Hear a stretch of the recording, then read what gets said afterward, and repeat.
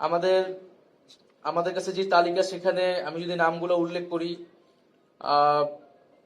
শহীদ সাংবাদিক মোহাম্মদ মেহেদী হাসান, শহীদ সাংবাদিক শাকিল হোসেন, শহীদ সাংবাদিক আবু তাহের মোহাম্মদ তরাব, শহীদ সাংবাদিক মোহাম্মদ সোহেল আখুনজি, শহীদ সাংবাদিক তাহির জামান প্রিয়, শহীদ সাংবাদিক প্রদীপ কুমার ভৌমিক।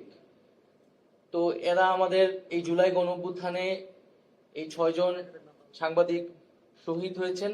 আরো অসংখ্য সাংবাদিক আহত হয়েছেন, যারা এখনো অনেকে হাসপাতালে আছেন, চিকিৎসা নিচ্ছেন, ট্রিটমেন্ট নিচ্ছেন।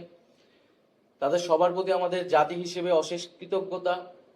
এবং গণঅভ্যুত্থানের মধ্য দিয়ে তারা ইতিহাসের অংশ হয়ে গিয়েছে, ইতিহাস তাদেরকে স্মরণ করবে।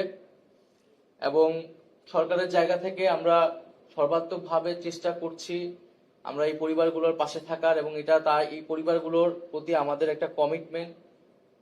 তাদের পুনর্বাসন, তাদের সে রাষ্ট্রীয় স্বীকৃতি, সম্মান, সেটা আমরা নিশ্চিত করব। তো নানা কারণে হয়তো সেখানে হয়তো এটা একটু সময় লাগছে, কিন্তু আমি বলবো যে সেই আস্থাটি আমাদের উপর রাখুন, এবং আমরা অবশ্যই আপনাদের প্রতি সেই কমিটমেন্ট আমাদের আছে।